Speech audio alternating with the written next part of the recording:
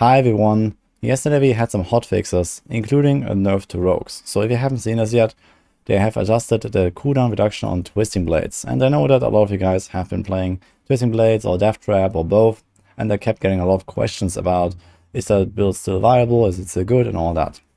So I want to put it a bit in perspective. So what they did here is that they reduced the numbers of the cooldown reduction of Twisting Blades, but they hadn't actually implemented the fix yet in the backend, so to say.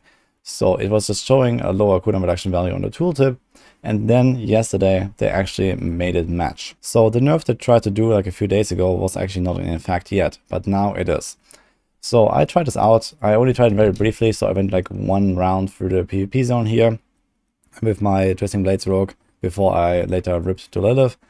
So I didn't really get to play the build again very much, and I was also kind of done with Twisting Blades or Death Trap for now, and I'm leveling a new rogue with bow.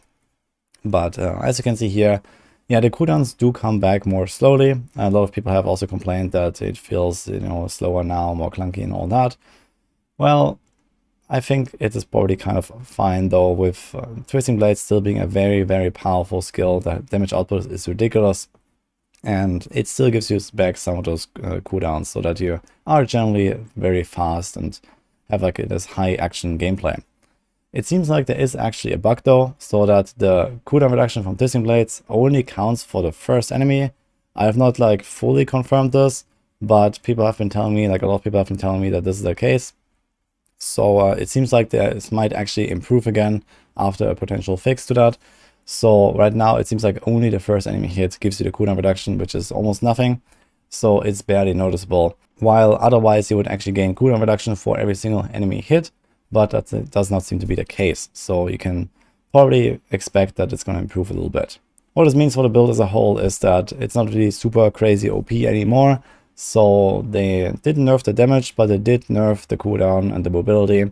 So you can't just fly through the zones. And it's not like ridiculously fast anymore, but still really good. So you can see here when you have dash and shadow step together, you can still run pretty fast. You can reset the cooldowns of exposure for the death trap build at least, and it still seems to work just fine for me. And if they actually do some kind of fix with this extra cooldown reduction, I think we're gonna be back in like a really good place. In general, I think that death trap is probably still the overall best rogue build, so I would still recommend that build. I have made some adjustments to the max roll guide. I actually went through it earlier. I can show you guys that. So the main adjustments I made here was that I removed damage aspect, which was smiting, and I put synergy. So this gives you a 20% cooldown reduction for your poison trap after using dash or shadow step. So you have that basically every time you use a poison trap.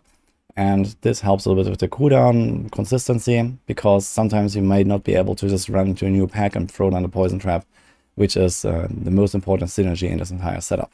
So you want to have this consistently, and the synergy aspect helps a little bit. So it's kind of an indirect damage nerf here, because you have to remove another offensive one for this, which doesn't give you any offensive value, but it helps with the consistency, and this is the key.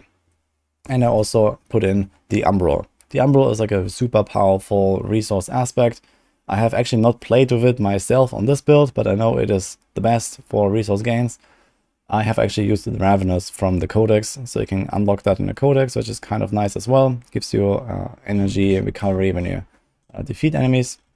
But later on, you're gonna have the Umbral. So this is this aspect on the ring, just more energy regen to smooth out the playstyle, because there was also this inner sight nerf like right after launch. So the resource management was not as easy. But with Ravenous and Aftermath passive, it was kind of fine. And later on, once you get the good Umbral roll, you're gonna go with this instead, and you should have no issues whatsoever. So in general, I would still rank Death Trap as the overall best build on Rogue right now. But Rogue in general is actually super good now, I think. They brought down the Barb a little bit. They also brought down the Druid a little bit. So I think that those three classes have moved a lot closer together now. And on the Rogue class itself, there also are a lot of different builds that I think are almost equally viable. So I've been playing around with Rapid Fire, with Barrage. I know Flurry is pretty good. I know Penetrating Shot is pretty good. So it seems like all of the 5 core skills have their own like viable build, plus minus a little bit, and you can make a lot of things work on the Rogue. And that's already it for this video. Hope this answered a few questions. I'm gonna have a lot of stuff coming up here on YouTube very soon, so stay tuned for that. and I'll see you guys next time.